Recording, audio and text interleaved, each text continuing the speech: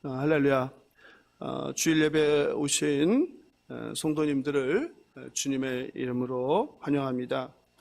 5월은 가정의 달입니다. 오늘은 특별히 어린이 주일이며 어버이 주일입니다. 원래 오늘이 어린이 주일이고 다음 주가 이제 어버이 주일인데 교회력으로는, 그러나 세상력으로는 5월 8일이 어버이 주일이라 어버이날이라 지나고 나서 이렇게 하는 게 좀 합당치 않겠다 싶어서 오늘을 어린이 주일과 어버이 주일을 함께 지키려고 합니다. 어제는 처음으로 제1회 어린이 초청 천국잔치를 열었습니다. 그동안 아침, 오후 학교 앞에서 어린이들에게 천국잔치 초대장을 전하며 전도하고 기도해 주신 모든 성도님들께 진심으로 감사를 드립니다. 토요일 아침 교회에 왔는데 이미 마음을 많이 비워서인지 그렇게 평안할 수가 없었습니다. 정말 단 한 명의 아이가 오지 않아도 별로 실망하지 않을 마음이었습니다. 우리는 그저 열심히 씨를 뿌릴 뿐이고 자라게 하고 그리고 물 주고 거름을 주고 열매를 맺는 것은 또 다른 누군가의 역할이라고 믿고 확신하기 때문입니다. 어린이들을 위해서 이런 행사를 교회에서 준비하고 또 성도들이 힘을 합쳐서 발로 뛰어다니는 자체가 그냥 기적이고 하나님께서 기뻐 받으셨을 것이라고 생각이 들었습니다. 집사님들이 교회 강대상에 앉아서 풍선을 부는 모습이 그렇게 아름다울 수가 없었어요. 그렇게 감사하더라고요. 됐다. 이런 생각이 들었습니다. 그리고 정말 아이들이 안 오면 참석한 성도님들과 함께 성도님들이 딱지치기를 하고 줄넘기를 하고 주문한 음식을 먹으면 되겠다 생각했습니다. 그런데 한 통의 전화가 왔습니다. 힐스테이트에 사는 한 아버님이신데 애가 오늘 어린이 잔치 한다고 간다고 하는데 비가 이렇게 많이 오는데도 하냐고 질문하셨습니다. 그리고 중1 남자아이가 있는데 같이 보내도 되냐고 물어보셨습니다. 그 전화를 딱 받는데요, 그 하나님의 큰 위로를 제가 받았어요. 얼마나 감사한지 가슴이 찡하고 순간 눈물이 핑 돌았습니다. 거의 며칠 동안 2,000개가 넘는 초대장을 학교 앞에서 뿌렸습니다. 그런데요, 외부인은 단 2명이 왔어요. 거의 20명을 예상하고 푸짐한 준비한 그 상품은 모두 초대받은 소수의 손님들에게 돌아갔습니다. 이와 같이 하나님께서는 저와 여러분을, 우리 모두를 천국 잔치에 초대하셨습니다. 그런데요, 잔칫날 천국 잔치에 오기로 한 사람들 중에 일부는 땅을 사서 밭을 매러 일하러 가느라고 올 수 없었어요. 또 일부는 소를 샀어요. 그래서 소 밥 먹여야 되고 소를 돌보러 가느라고 초대에 응하지 못했어요. 또 초대받은 일부는 시집 장가드는 더 재미난 일이 생겼어요. 그래서 그 재미난 일을 하러 가느라고 천국잔치에 올 수 없었습니다. 사랑하는 성도 여러분, 천국은 정말 예수님 말씀대로 이와 같은 곳이에요. 하나님께서 천국잔치로 초대하셨는데 세상 바쁜 일로, 돈 버는 일로, 그리고 다른 일로 분주하게 살다 보면, 또 더 재미난 것들에 빠져서 살다 보면 정작 더 소중한 천국잔치의 초대의 기회를 잃을 수 있는 거예요. 그리고 그 천국잔치에 참석한 소수의 사람들만이 하나님께서 준비한 그 모든 선물을 독차지하는 거예요. 어제요, 그 중학교 1학년 김하늘이라는 학생인데요, 그 학생이 상품권을요 혼자 30장인가요? 30장이 더 되는 것 같은데 30장을 넘게 다 탔어요. 그리고 그의 동생인 걔가 하늘인가요? 바뀌었죠. 중1이 김하랑이고 동생인 5학년짜리 여학생 김하늘이 거의 걔도 한 20장 넘게 상품권을 다 탔어요. 얼마나 좋았겠습니까? 아마 상품권 한 서너 장 생각하고 왔을 거예요. 교회라는 데가 그렇잖아요. 교회가 무슨 뭐 선물을 퍼주고 그러는 데가 아니잖아요. 교회가 세상을 섬기는 데는 뭐 정말 아낌없이 쓸지 모르지만 교회라는 곳이, 한국 교회는 되게 성도들을 섬기는 데는 굉장히 인색한 곳이 교회잖아요. 눈물을 흘리며 씨를 뿌리는 자는 기쁨으로 거두리로다라는 그 시편 말씀처럼 정말 기쁨과 감사가 넘치는 시간이었습니다. 그동안 기도하고 정말 땀 흘린 모든 성도님들을 하나님께서 위로하시고 그리고 감사와 기쁨을 넘치게 부어주시길 간구합니다. 다시 한번 그 일을 위하여 수고하고 애쓰신 모든 성도님들께 진심으로 감사를 드립니다. 오늘 설교는 사무엘하 17장 본문으로 아히도벨과 마길이란 제목으로 말씀의 은혜를 나누고자 합니다. 사울이 죽고 다윗은 예루살렘에서 명실상부한 통일 이스라엘을 이루었습니다. 국내외적으로 안정을 이루었습니다. 나라 힘이 막강해졌습니다. 군사력도 우리가 지난번 살펴본 것처럼 인구조사에서 보니까 100만이 넘는 대군을 이루었습니다. 그러는 사이 아들 압살롬은 4년에 걸쳐서 비밀리에 반역을 준비했습니다. 그는 전략가인 아히도벨, 군사령관 아마시아 등을 포섭하여 백성들의 억울함을 풀어주는 등 민심을 장악하고 반란을 준비했습니다. 압살롬이 암논을 죽이고 도망했다가 예루살렘에 돌아온 지 7년째 되던 해 쿠데타를 일으켰습니다. 다윗은 또다시 젊은 날 그토록 도망 다니던 광야로 다시 쫓겨 도망가게 됩니다. 하나님께 다윗 왕만큼 칭찬받은 사람은 없을 것입니다. 그러나 그의 삶의 이야기는 읽기만 해도 숨이 콱콱 막혀옵니다. 아들 암논이 누이 다말을 성폭행하는 근친상간이 일어납니다. 누이의 동생 압살롬이 성폭행한 이복형 암논을 죽이는 비극이 일어납니다. 에비로스 이런 일을 직접 겪는 심정이 얼마나 고통스럽겠습니까? 그것도 모자라 사랑했던 아들 압살롬, 그 잘생긴 압살롬, 키가 훤칠한 압살롬. 압살롬이 이제 반역을 일으키고 아비 다윗을 왕 자리에서 쫓아내고 죽이려고 쫓아옵니다. 그리고 자신의 모사였던 아히도벨의 조언으로 아들 압살롬은 궁에 남아있던 자신의 부인들, 첩들 10명을 겁탈하였습니다. 그것도 백주대낮에 백성들이 보는 앞에서. 이런 일을 겪으며 제정신을 유지할 수 있었겠습니까? 그것도 모자라 자신을 따르던 장수와 부하들의 배신, 설상가상입니다. 그 중에서 천하 제일의 지혜를 자랑했던 하나님의 말씀과 같았던 아히도벨, 그의 배신은 뼈아팠습니다. 아히도벨은 어떤 사람인가요?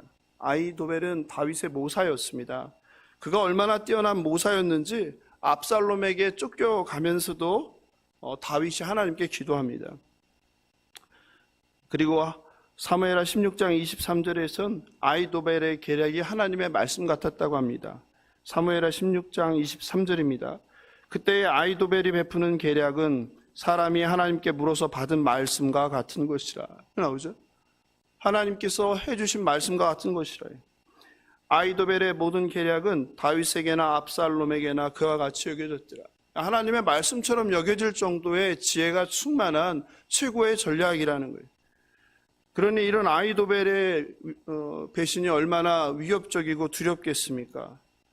그런 것이 다윗의 기도에도 드러나죠. 사무엘하 15장 31절입니다. 어떤 사람이 다윗에게 알레되 압살롬과 함께 모반한 자들 가운데 아히도벨이 있나이다 하니 다윗이 이르되 여호와여 원하옵건대 아히도벨의 모략을 어리석게 하옵소서. 아히도벨의 모략을 어리석게 해달라고 하나님께 기도하는 거예요.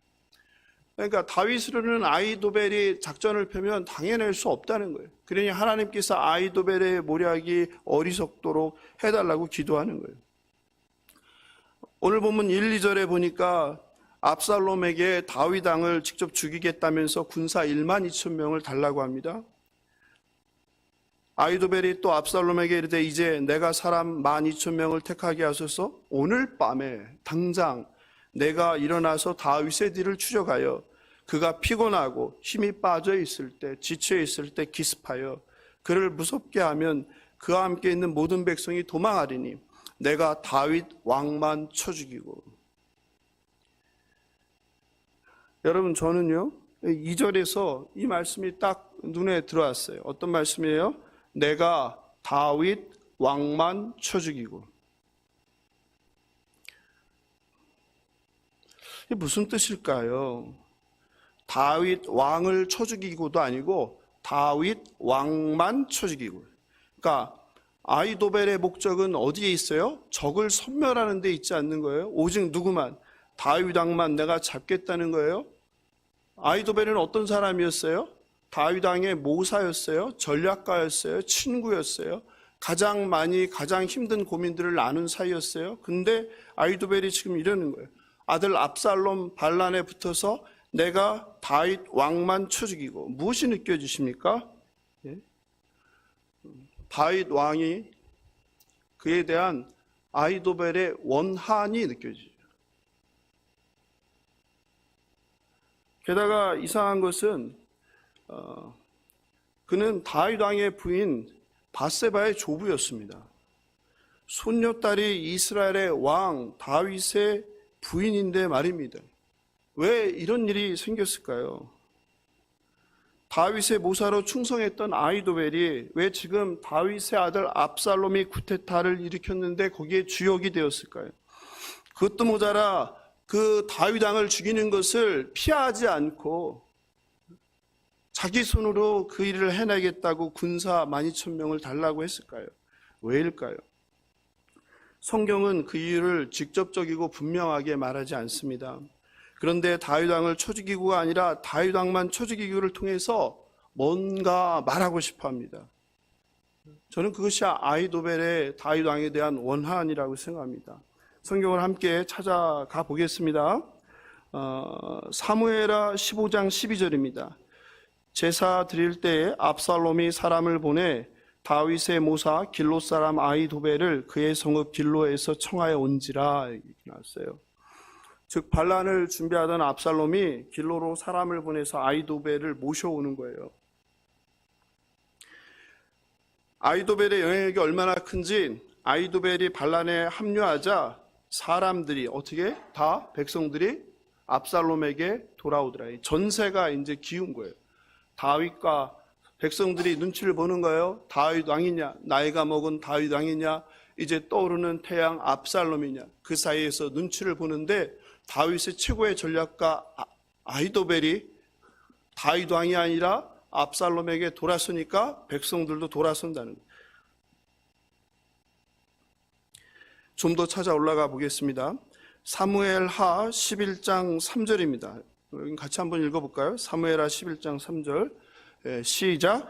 다윗이 사람을 보내 그 여인을 알아보게 하였더니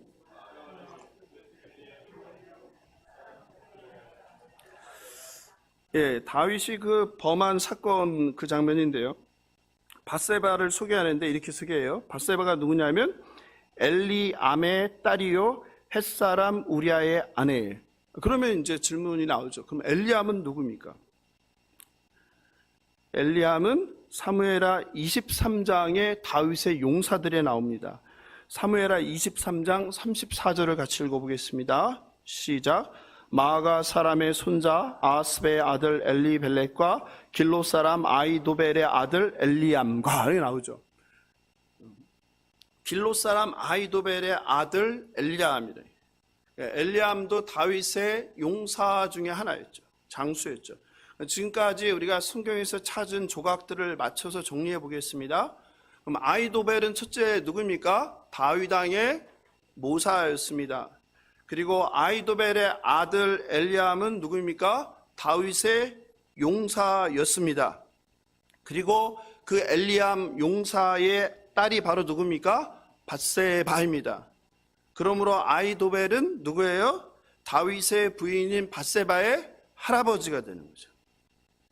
그러므로 그가 압살롬과 함께 반란을 일으킬 것이 아니라 도리어 다윗을 도와 압살롬의 반란을 제압해야 하는 게 맞죠. 원래 다윗 편이었으니까, 그죠? 그러나 지금은 오히려 이 아히도벨이 압살롬의 반역에 합류한 것은 물론이고 그것뿐만 아니라 무엇을 하는 거예요? 다윗 왕만 내가 쳐 죽이겠다고 하는 거예요. 왜일까요? 예? 왜일까요? 아마도 천재 전략가였던 아히도벨은 다윗이 한 짓을 알았을 것입니다. 다윗 왕이 자신의 손녀딸 밧세바를 범한 것을 알았을 것입니다. 그리고 손녀딸의 남편 장수 우리아를 죽인 것도 알았을 것입니다. 우리아가 전쟁에 나간 소식과 또 왕이 불러서 잠깐 불러왔던 이야기도 들었을 것입니다. 그러면서 밧세바가 출산한 아들의 출산 시기도 나름 계산을 했을 것입니다. 그리고 뭔가 이상한 점들을 발견하고 생각했을 것입니다. 그리고 결론을 내렸을 것입니다. 다윗 왕이 우리아가 전쟁에 나간 사이 밧세바를 취했다는 사실을, 그리고 그것을 감추기 위해 우리아를 전쟁에서 불러내었다는 사실을, 게다가 우리아가 죽은 것도 전쟁 전략가였던 그가 보기에는 이해할 수 없는 상황, 상식적으로 납득할 수 없는 상황 가운데 죽었다는 것을 알았을 것입니다. 원리 원칙주의자였고 충성스러운 우리아를 좋아했던 아히도벨은 이 모든 악한 일을 한 다윗을 용서할 수 없었을 것입니다. 그런데요, 이것만으로는 완전한 설득력을 갖기는 좀 그래요. 좀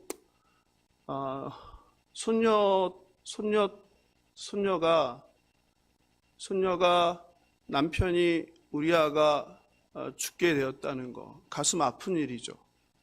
그러나 한편 생각하면 이스라엘의 왕인 다윗의 부인이 되었다는 거, 괴롭지만 또 받아들일 수 있는, 그리고 또 다른 희망과 소망을, 어차피 본인이 다윗과 친했던 모사였으니까, 이런 생각이 들지 않으시나요? 어떠세요? 좀 이렇게 빈 구석이 생기는 거예요. 완전한 설득을 갖기에는 뭔가 좀 아쉬운 구석이 있는 거죠. 그죠?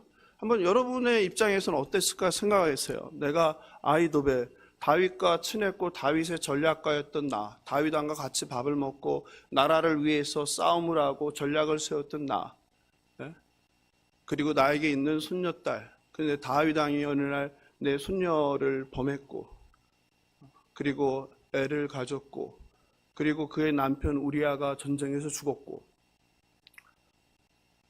그렇게 되면 비극일 수 있는데, 근데 그 손녀를 왕비로 맞아들였다는 것. 그리고 내 손녀가 이제 한 용사의 부인에서 이스라엘 통일왕국의 왕의 부인이었다는 사실. 그러면은 슬프고 아픈 일이지만 한 인생으로서 어쩔 수 없는 이 비극적인 현실을 받아들이면서 그럼에도 불구하고 손녀가 이스라엘의 왕비로서 다윗 왕과 함께 잘 살면 되겠다, 이런 생각을 갖지 않을까요? 네, 저는 그런 생각이 드는 거예요. 그래서 완전히 납득하기는 좀 빈 구석이 있어요. 그래서 저는 개인적으로 그럼에도 불구하고 아히도벨이 이 정도로 다윗 왕만 쳐 죽이겠다는 원한을 가진 데는 다른 뭔가가 있다라는 생각을 하는 겁니다. 물론 이제 성경에서 정확하게 얘기하지 않으니까요. 그냥 여러분 그냥 제 유추예요. 이해할 수 없는 그 빈 구석에 대한 그냥 참고 삼아서 그냥 들으시면 좋을 것 같습니다. 그것은 아히도벨의 아들 엘리암과 관련이 있지 않을까라는 생각을 제가 하는 거예요. 왜냐하면 다윗의 용사였던 엘리암의 이야기가 사라집니다. 심지어요, 아히도벨이 압살롬의 편에 서서 반란을 꾀하고 그리고 다윗을 죽이려고 하고 있어요. 그러면 아들인 엘리암이 어떻게 해야 돼요? 등장해야죠. 다윗의 용사니까. 예? 그래서 다윗의 용사의 편에서 계속 싸우든지 아니면 누구? 아버지인 아히도벨의 편에 서서 같이 뭔가를 하는 것들이 나와야 되는데 그런 얘기가 나오지 않죠. 그냥 다윗의 용사로만 나오는 거예요. 왜 엘리암의 이야기가 없었을까? 저는 개인적으로 엘리암이 전쟁에서 전사했을 것이다 이렇게 생각하는 거예요. 언제일까요? 언제? 밧세바의 남편 우리아가 억울하게 다윗의 명령을 받은 요압의 계획에 의해서 적진 깊숙이 들어갔다가 죽는 그 현장에 장인 엘리압 장군이 함께 갔을 것이다 라는 생각을 그냥 하는 거예요. 제가 이게 뭐 사실은 아니까 그냥 제가 빈 구석을 찾아보는 겁니다. 사무엘하 11장 24절 같이 읽어보겠습니다. 시작.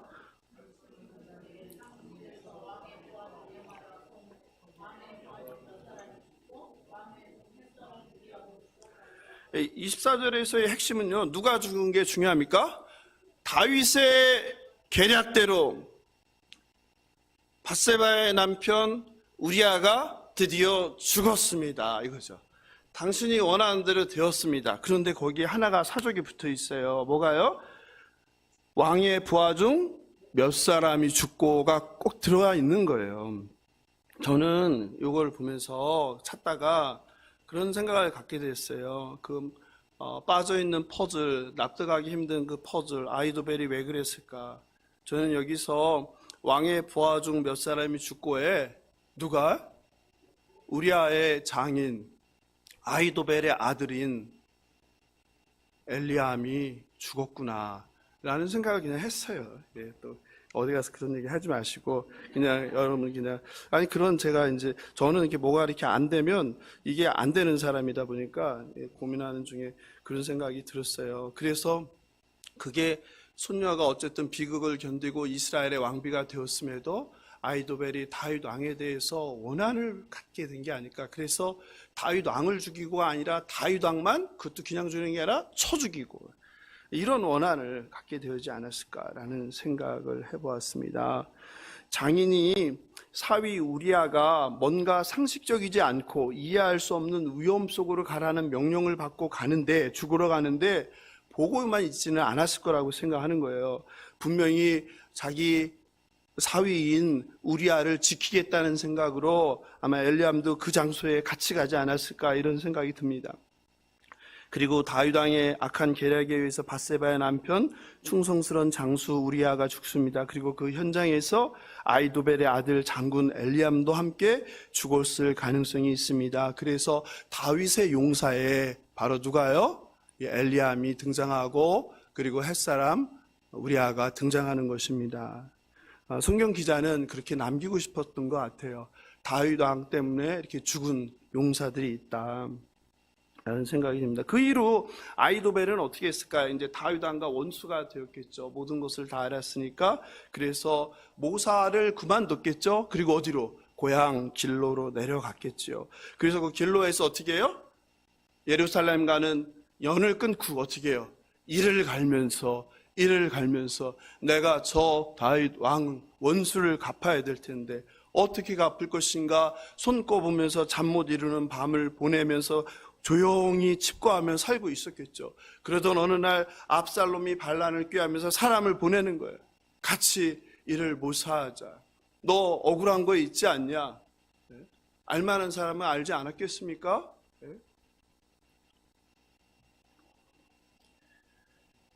다윗 왕 옆에서 하나님 나라를 위해서 쓰임받던 아히도벨이 원한으로 인해서 하나님 나라의 확장과 구원 사역에 역행하게 됩니다.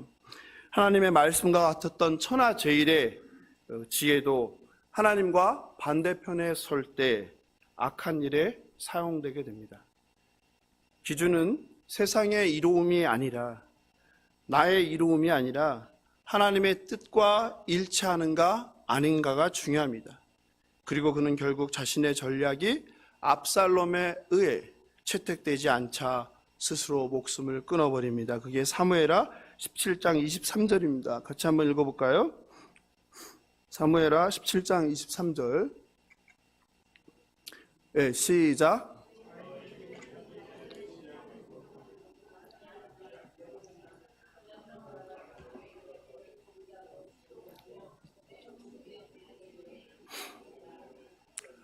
우리는 여기를 읽을 때 누가 떠오릅니까? 예? 누가 떠오라요? 예수님을 은 30에 팔 누가? 유다가 떠오르죠. 아무리 좋은 지혜도 아무리 좋은 방법도 하나님의 뜻과 계획과 다를 때 백해무익하게 됩니다. 아이도벨이 개인의 원한 관계로 하나님 나라의 반대편에 설 때 죽음은 이미 시작되었습니다. 사랑하는 성도 여러분, 지혜도 중요하고 세상적인 전략도 중요합니다. 하나님이 주신 지혜도 하나님의 뜻과 달리 개인의 원한을 갚기 위해 사용될 때 그저 악한 도구일 뿐입니다. 나의 감정과 나의 이해관계의 편이 아닌 하나님의 뜻을 분별하고 하나님의 편은 그 하나님의 편에서는 저와 여러분 되시길 주님의 이름으로 축원합니다. 다윗은 압살롬에게 쫓겨 달아나는데요. 어디로 가냐면 마하나임으로 가요. 마하나임 기억나시죠? 지난번 지도로 제가 이렇게 막 설명해 드렸잖아요. 예. 이 마하나임은 어떤 곳이냐면 사울 왕이 죽고 나서 북이스라엘 11지파가 다윗을 따랐어요? 안 따랐어요? 따르지 않았죠. 그러니까 다윗은 이스라엘에서 인정을 많이 받았어요? 못 받았어요? 못 받았죠. 유다 지파만 따랐죠. 그러니까 11지파가 세운 나라가 있던 곳이 바로 마하나임이에요. 사무엘하 2장 8절 9절입니다. 예. 같이 한번 보겠습니다. 사울의 군사령관 넬의 아들 아브넬이 이미 사울의 아들 이스보셋을 데리고 마하나임으로 건너가 길라앗과 아술과 이스라엘과 에브라임과 베냐민과 온 이스라엘의 왕으로 삼았더라. 이렇게 나오죠. 그죠? 이해되시죠? 그러니까 마하나임으로 가서 요단강을 건너간 거죠. 그리고 마하나임으로 가서 거기서 이스라엘 11지파는 거기서 세우는데 누가요? 그래서 제가 이스보셋을 뭐라고 그랬어요? 그냥 뭐라고 그러죠? 그거를 바지사장이라고 해요. 바지사장. 그죠? 진짜 사장은 누구예요? 아브넬이죠. 군대 장관 아브넬이 진짜죠. 그런데 다윗이 도망을 가는데 이 마하나임으로 갔다는 거예요. 그 전에 도망갈 때는 어디로 갔죠? 블레셋으로 갔잖아요. 근데 마하나임으로 갔어요. 마하나임은 누구의 본거지예요? 예? 사울왕의 본거지라니까요. 이스라엘이니까. 이스라엘 11지파가 있는 곳이니까 사울왕의 본거지인데 다윗 왕이 어디로 간 거예요? 사울왕의 본거지로 간 거예요. 마하나임. 그만큼 긴박했다는 얘기죠. 예.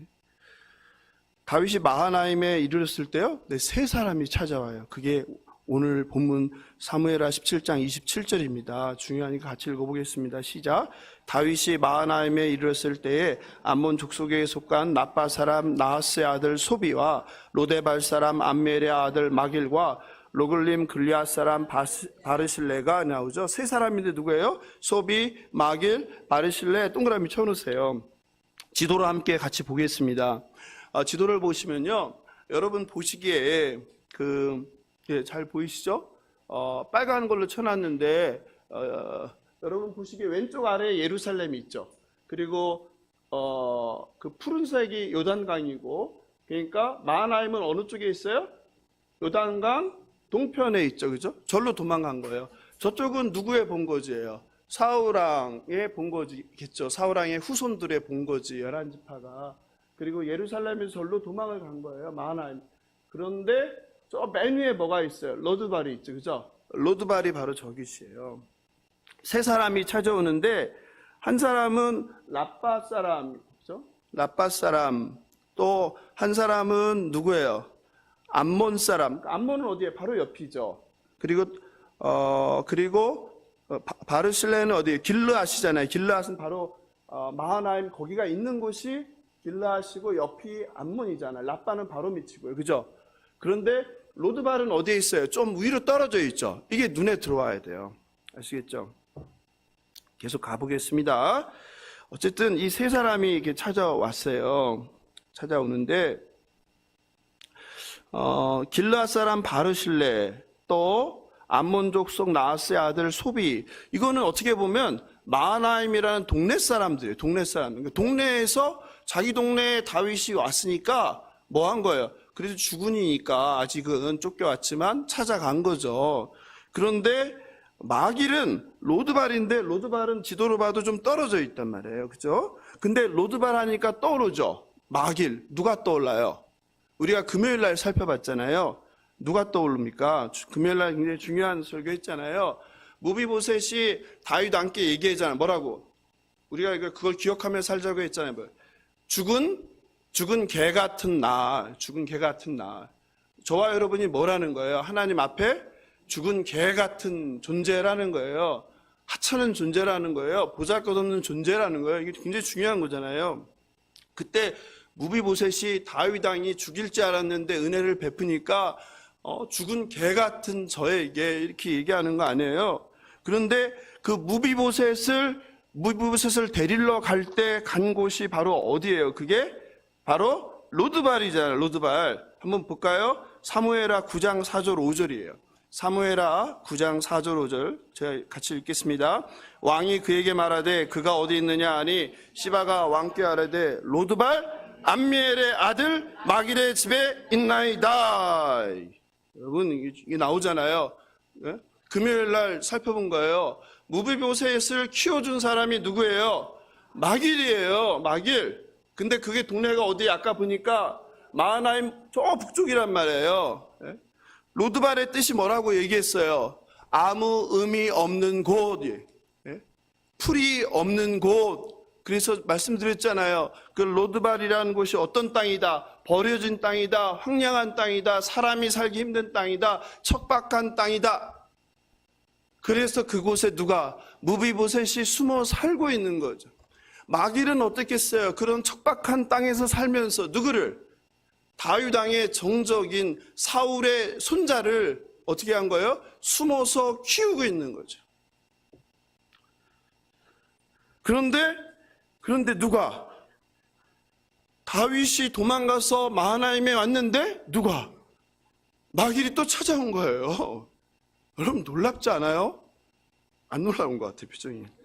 여러분 정말 놀라운 사건이에요. 어떻게 이런 일이 일어납니까? 그들이 찾아왔는데요. 뭘 가지고 왔어요? 28절, 29절에 보니까 같이 보세요. 침상, 대야, 질그릇, 밀, 보리, 밀가루, 볶은 곡식, 콩, 팥, 볶은 녹두, 꿀, 버터, 양, 치즈. 여러분 놀랍지 않아요? 저는요 성경에서요 이렇게 먹을 거를 자세하게 묘사하는데 구약 성경에서 몇 군데 빼고는 본 적이 없어요. 쫓기는 사람에게 가장 필요한 먹을 것과 마실 것과 쉴 곳을 다 가져왔어요. 이들은 바윗과 부대원들에게 가장 필요한 것을 가지고 방문했어요. 왜 성경 기자는 가져온 거를 하나하나 썼을까요? 그냥 뭐라고 쓰면 돼요? 성경책에 그 많은 역사를 담으려면 종이가 부족한데 많은 것을 가져왔더라 하면 되잖아요. 근데 왜 하나하나 이렇게 썼을까요? 예? 이들이 찾아온 것이 형식적으로 찾아온 게 아니라는 거죠. 흉내내는 게 아니라는 거죠. 쇼하는 게 아니라는 거죠. 무엇을요? 모든 것을 가져왔다는 것이죠. 누구를 위해서?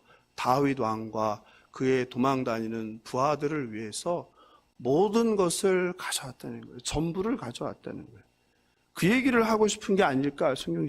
심지어 여러분 그 시절에 뭘 가져왔다는 거예요? 대야, 질그릇, 치즈. 여러분 치즈 없죠? 예? 예? 버터, 예? 꿀. 물론 이제 번역한 건데. 여러분 생각해 보세요. 이스라엘의 정권이 지금 바뀌는 찰나예요. 다윗 왕이 왕좌에서 쫓겨나서 도망자가 되고 아들 압살롬이 예루살렘을 차지했어요. 그리고 누가? 사울의 정적이었던 다윗이 어디에 본거지로? 사울의 본거지였던 마하나임으로 도망왔어요. 그런데 그들을 돕는 자 중에 누가 있었다? 무비보셋을 돌봤던. 무비보셋을 돌봤다는 것은 목숨 걸고 돌본 거잖아요. 그럼 누구라는 거예요? 사울 왕과 아주 긴밀한 관계에 있던 사람일 것이다 추측할 수 있는 거 아니에요. 그럼 지금 상황에서 해야 되는 것은 어떻게 해야 될까요? 누가 왕이 될 것 같아요? 압살롬이 왕이 될 것 같은 거잖아요. 게임이 끝났잖아요. 도망갔다는 건. 예?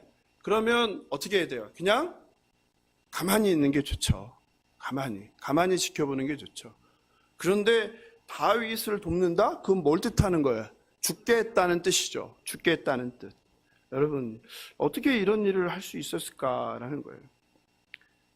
그런데요, 성경은 참 놀라워요. 그것에 대해서 29절에서 얘기하는데요. 뭐라고 얘기합니까? 거기다 형광펜 쳐놓으세요. 그들 생각에 백성이 들에서 시장하고 고나고 목마르겠다 함이더라. 다른 이유가 아니었다고 성경은 말하는 거예요. 그저 뭐였더라? 불쌍했다. 그 도망 나왔어요. 야밤에. 꼴이 말이 아니죠. 먹는 거 제대로 챙겨 나왔겠어요? 아니죠. 그냥 몸만 도망쳐 나온 거죠. 새벽에. 그리고서 떠돌았으니까 얼마나 몰골이 많이 아니었겠어요. 그러니 그들을 보니 불쌍했다는 거예요. 그래서 그들 생각에, 이 세 사람이 생각하기에 백성들이 들에서 배가 고프고 피곤하고 목이 마르겠구나. 그래서 그냥 그걸 갖다 줬다는 거예요. 이걸 뭐라고 하죠? 성경은 긍휼. 히브리어로 긍휼은 라함이란 단어, 라함. 제가 몇 번 설명했는데 라함은 어디에서 온 말이에요? 라쿰이란 단어에서 왔는데 라쿰은 자궁이에요. 자궁. 엄마, 여인들의 자궁이 라쿰이에요. 라쿰. 즉 긍휼이라는 건 뭐예요? 내 아기를 자궁에 품고 있는 엄마의 마음, 이게 긍휼이에요. 아빠는 알 수 없는 마음이에요. 이 긍휼함이 이들에게 목숨을 날릴 수도 있는 위험한 상황인데 그 일을 하게 했다는 거예요.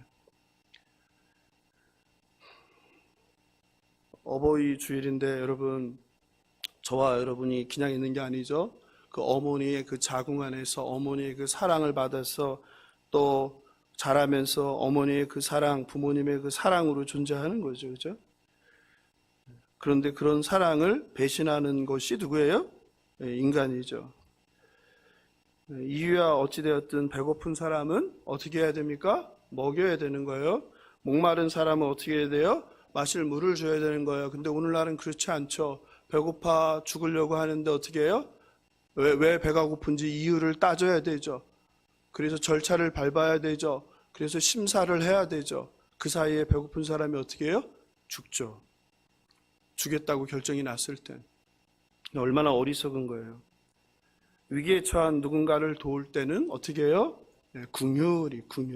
이유를 묻지 않는 거예요. 따지지 않는 거예요. 어떤 이유가 불필요하다는 것을 오늘 본문을 말합니다. 그런데 저는 또 여기서 의문점이 들었어요. 어떤 의문점이 들었어요? 다른 두 사람은 동네 사람이니까 동네 앞에 사람들이 몰려있는데 다 쓰러져 있고 몰골이 말이 않으니까 그냥 너무 불쌍해서 음식을 갖다 줄 수 있어요. 물을 갖다 줄 수 있어요. 이불을 갖다 줄 수 있어요. 그런데 누구는 노두발의 마길은 왜 그랬을까? 그 먼 길을. 눈에 보이지도 않잖아요. 왜 그랬을까? 그런 생각을 하게 됐어요. 왜 그랬을까? 여러분, 마길은 왜 그랬을까요? 왜? 지도 한번 다시 보여줄까요? 마하나임은 다윗과 그 백성들이 도망친 마하나임은 마길이 살던 로드발과는 거리가 꽤 떨어져 있어요. 로드발은 왜 그랬을까? 저는요, 로드발은 궁율만으로 오지는 않았다는 생각이 들어요. 저 먼 길을 왔을 때는. 그렇다면 마길은 왜 왕위를 빼앗기고 쫓겨가는 다윗 왕을 도와주었을까요? 그냥 가만히 있어도 되는데. 황량한 땅에 사는, 척박한 땅에 숨어 사는 마길은 의로운 사람이었습니다. 그는 물론 궁휼함이 있었습니다. 옳은 일을 위해 위험도 기꺼이 무릅쓰는 사람이었어요. 그래서 죽을 줄 알면서 사울 왕의 손자 요나단의 아들 무비보셋, 그 무비보셋이 어떤 사람이죠? 5살 때 유모가 없고 도망가다 넘어져서 두 다리가 저는 사람, 장애인이에요. 그게 불쌍해서 죽음을 무릅쓴 사람입니다. 하나님의 은혜를 아는 사람이에요. 그런데 어느 날 그렇게 자식처럼 키웠던 무비보셋이 장성했는데 누가요? 다윗 왕이 사람을 보내서 아들과 같았던 무비보셋을 데려가고 했을 때 얼마나 놀랐겠습니까? 이제 죽는구나. 이제 죽는구나. 내 아들이 무비보셋이 죽는구나. 이렇게 생각하지 않았겠어요? 그런데 길을 쫑긋하고 소식을 듣는데 예루살렘에 간 무비보셋이 죽었어요? 살았어요? 살았죠. 다윗 왕이 헷세드를 베풀었죠. 그것도 그냥 헷세드가 아니라 뭐예요? 사울 왕이 가지고 있던 모든 땅을 누구에게? 무비보셋에게 다 주었죠. 그리고 이제 어디서? 척박한 땅 로드발이 아니라 마길의 집에서가 아니라 왕의 상에서 함께 먹는 그런 영광을 베풀어 줬죠. 요나단과의 언약을 지키기 위해서. 여러분, 그 얘기를 들었을 때 마길의 마음속에 무슨 생각이 들었을까요? 하나님 감사합니다. 하나님 감사합니다. 아니었겠어요? 그런데 어느 날 소식을 들으니 다윗 왕의 누가 아들이 반란을 일으키고 다윗 왕이 쫓겼는데 어디로 왔어요? 좀 멀긴 하지만 요단 동편 마하나임에 왔다는 소식을 들은 거예요. 그리고 로드발은 어떻게 해요? 지체하지 않고 음식을 챙기고 그리고 마실 걸 챙기고 다윗 왕께 간 거예요. 제 생각이 그렇다는 거예요. 네.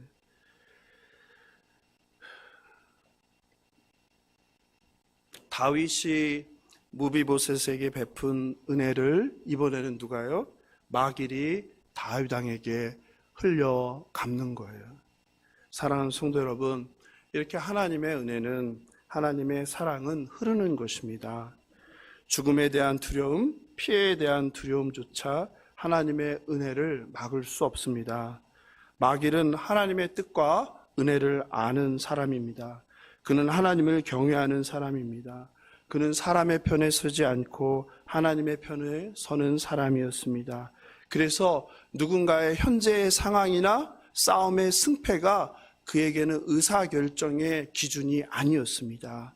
그에게는 긍휼, 의, 하나님의 사랑, 헤세드, 이것이 그의 의사결정의 기준이었습니다.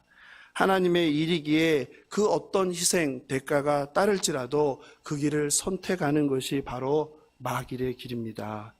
대개 사람들은 오른쪽을 선택하지 않고 힘과 돈이 있는 쪽을 붙습니다. 그것이 본인에게 유익이 되기 때문입니다. 그러나 상황이나 이해관계가 아니라 옳은 길을 선택하는 소수가 늘 있습니다. 누군가 권좌에서 쫓겨나고 모든 힘을 잃고 도망자가 될지라도 심지어 억울하게 누명을 써서 감옥에 갈지라도 호의를 베풀고 신의를 지키는 사람들이 있습니다. 그래서 다 잊어도 감옥에 찾아온 사람은 잊지 못한다는 말이 있습니다. 그게 바로 소비와 마길과 바르실레입니다. 과거에 제가 학원 사업을 하는데요. 사람들이 학원 하니까 저를 뭐라고 불러요? 원장이라고요, 원장. 근데 학원이 이제 커지잖아요. 그것도 그냥 조그만 학원이 아니라 엄청 커지고 수도 많아지고 이렇게 되잖아요. 그래서 나중에 이제 법인이 되면은 뭐라고 부르는지 아세요? 대표이사라고 불러요. 법인 대표이사. 예. 또는 뭐 대표 원장. 그러다가 이제 더 커지잖아요. 그 다음에 이제 뭐라고 부르냐면 이사장이라고 그래요. 이사장님, 이사님. 강 이사장님 늘 이렇게 불렀어요. 그런데요, 사람들은 돈 냄새를 기가 막히게 맡아요. 학원이 무너지면서 문을 닫기 시작하니까 다시 이제 거꾸로 가는 거예요. 이사장님에서 어떻게 해요? 대표 원장님, 그리고 어떻게 해요? 원장님, 이렇게 가는 거예요. 참 씁쓸하죠. 그런 걸 경험할 때요. 참 사람들이 참 돈 냄새, 힘을 잘 맡아요. 그 세상에서 잘 나갈 때는요, 모르는 사람도 막 선물을 보내요.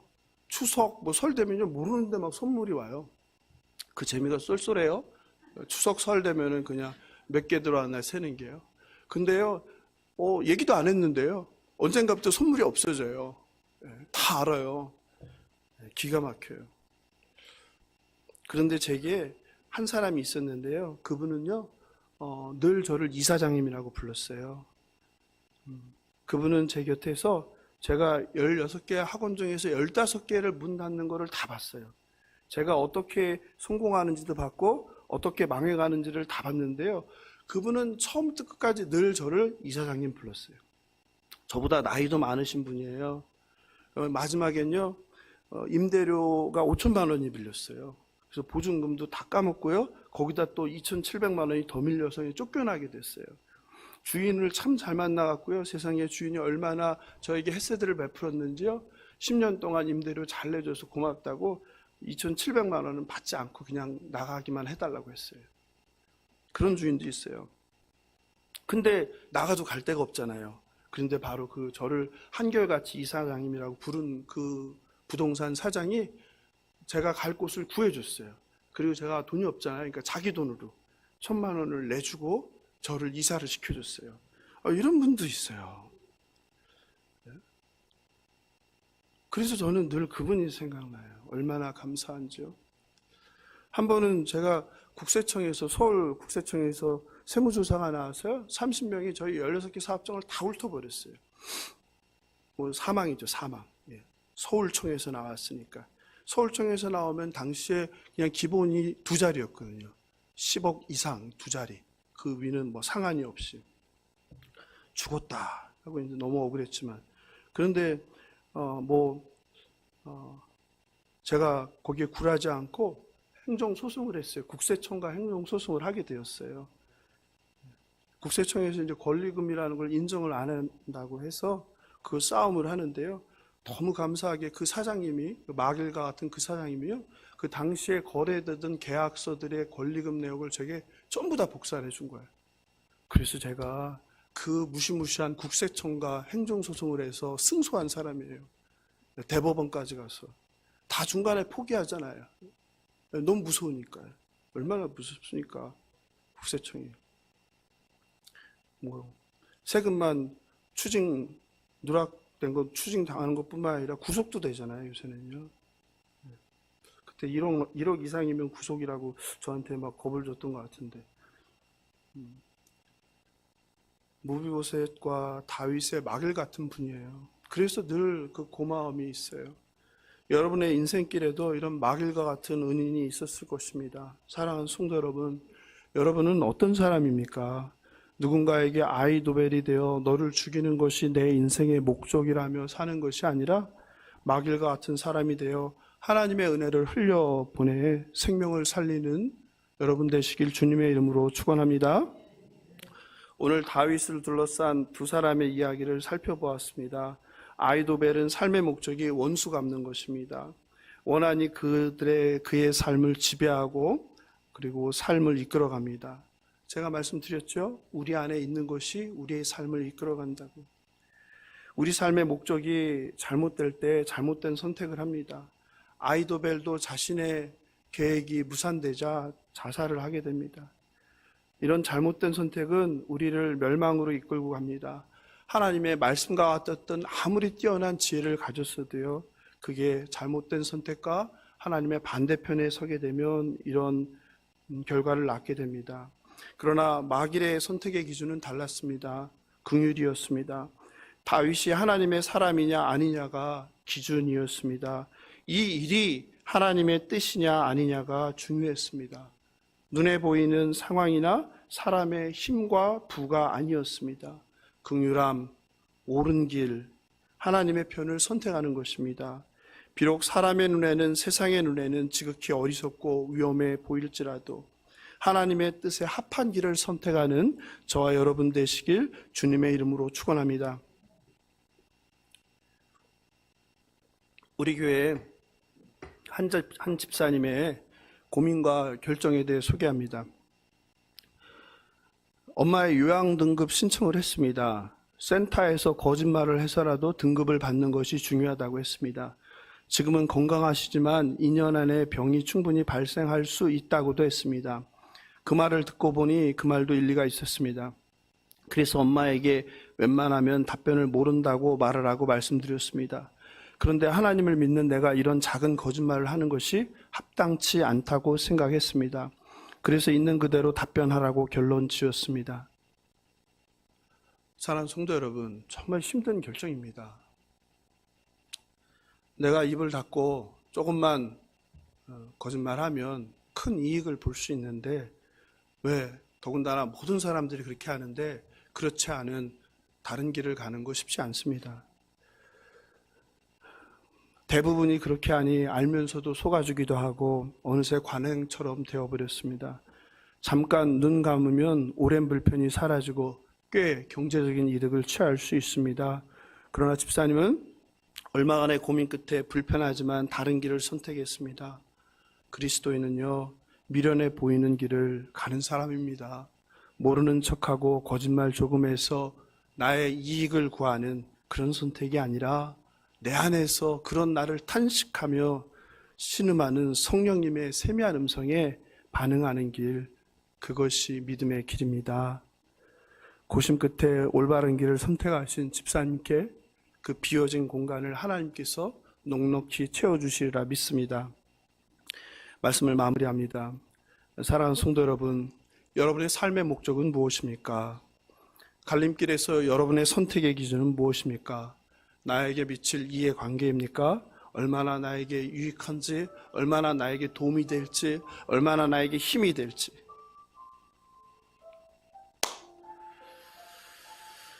아니면 하나님의 뜻, 의의 길입니까? 욕심이 끝이 없어요. 끝이 없어요. 기쁨은 잠깐이에요. 허무가 찾아와요. 두 가지, 그 허무함에 빠져서 쾌락으로 가든가 아니면 더 큰 욕심을 내서 또다시 달려가든가. 그러다 인생이 끝나는 거예요. 예수가 안에 없으면요, 어떤 인생의 목적과 이유도 결국 허무와 좌절, 그거 전부입니다. 내 마음에 있는 것이 우리의 삶을 끌고 간다고 했습니다. 마음에 그리스도의 영이 가득한 사람은 하나님의 뜻을 쫓아 살 것입니다. 마음에 돈이 가득한 사람은 돈을 쫓아 사는 거예요. 마음에 이성에 대한 생각, 쾌락에 대한 생각이 가득하면 그 성을 쫓아, 쾌락을 쫓아 사는 거예요. 마음에 권력이 가득한 사람은 그 권력을 쫓아 불나방처럼 사는 거예요. 이리저리 힘을 쫓아서. 그러다가 인생 끝나는 거예요. 예수님 없는 돈, 쾌락, 권력의 길은 배신과 허무와 허탈일 뿐입니다. 옳은 길, 하나님의 편을 선택하시는 저와 여러분 되시길 바랍니다. 오랜만에 말씀드리는데 주일학교 때 주일학교 아이들한테 늘 하는 건데, 웨스트민스터 소위리 문답 1번은 분명히 말해요. 그래서 교리가 또 이런 건 되게 중요한 것 같아요. 고민할 필요 없이 알려주니까. 사람이 제일 되는 목적은 무엇입니까? 사람이 제일 되는 목적은 하나님을 영화롭게 하는 것과 영원토록 그를 즐거워하는 것입니다. 교회 다니는 사람들조차 인생이 무엇인지, 인생의 목적이 무엇인지 헤매고 방황합니다. 그런데 성경은 웨스트민스터 소위리 문답 1번, 여러분이 중고등학교 때 배웠을, 주일학교에서 배웠을, 그것은 분명히 얘기해줘요. 사람의 제일 되는 목적은 하나님을 영화롭게 하는 것, 영원토록 그를 즐거워하는 것. 여기서 벗어날 때요, 하나님과 멀어져요. 사도 바울도 말씀하셨죠. 그런즉 너희가 먹든지 마시든지 무엇을 하든지 다 하나님의 영광을 위하여 하라. 하나님의 영광이 무엇인지는 우리가 또 언젠가 시간 될 때 깊이 자세히 구체적으로 나눠봐야 되겠죠. 바라옵기는 나의 영광이 아니라 하나님의 영광을 위해 사는, 세상이 아니라 하나님 자체를, 하나님 존재 자체를 즐거워하는 저와 여러분 되길 바랍니다. 불편하고 위험해 보여도 하나님께서 기뻐하시고 원하시는 길을 선택하시길 바랍니다. 아이도벨의 길이 아닌 마길의 길을 선택하는 저와 여러분 되길 바랍니다. 한 번뿐인 인생입니다. 우리는 답을 모르고 헤매며 사는 사람들이 아닙니다. 예수가 길이요 진리요 생명임을 믿는 사람입니다. 죽음이 끝이 아니라 또 다른 시작임을 믿는 사람들입니다. 어떻게 살지를 결정하는 것은 항상 핑계댈 수 없는 우리의 책임이고 우리의 선택이고 우리의 몫입니다. 하나님의 사람 다윗 편에 있었으나 개인의 원한으로 다윗의 대적이 되는 길을 선택하여 하나님의 반대편에 선 아히도벨. 위험하고 죽을 수도 있다는 것을 알면서도 긍휼함으로 옳은 길이라고 생각해서 사울의 손자 요나단의 아들 무비보셋을, 그것도 그 당시에 저주받은 존재라는 장애가 있는 사람들을 돌보는 선택도 우리에게 있는 것입니다. 쿠데타로 쫓겨난 다윗 왕을 돕는 그 위험한 선택도 결국 내가 하는 것입니다. 그런데 아히도벨과 마길의 선택은 전혀 다른 결과를 낳게 됩니다. 아히도벨은 하나님을 대적하게 되고 마길은 하나님을 돕습니다. 이런 순간의 선택들의 합이 지금 저와 여러분이고 또 5년 후 10년 후 저와 여러분이 될 것입니다. 하나님께 받은 사랑과 은혜를 다른 이들에게 동일하게 흘려보내는 복의 통로 되시길 원합니다. 예수사랑교회 공동체 우리 모두가 서로에게 마길이 되길 원합니다. 마길의 길을 가길 결단하는 저와 여러분 되길 바랍니다. 예수님께서 마태복음 7장 13, 14절에서 말했습니다. 좁은 문으로 들어가라. 멸망으로 인도하는 문은 크고 그 길이 넓어 그리로 들어가는 자가 많고 생명으로 인도하는 문은 좁고 길이 협착하여 찾는 자가 적음이라. 좁은 문 좁은 길 협착하여 찾는 이 적은 그 길이 생명의 길입니다. 이 길이 로드발의 마길이 선택한 길입니다. 힘들고 불편할지라도 생명의 길, 진리의 길, 마길의 길을 걸어가는 저와 여러분 되시길 주님의 이름으로 축원합니다. 오늘 말씀 생각하면서 주님 다시 오실 때 함께 찬양하겠습니다.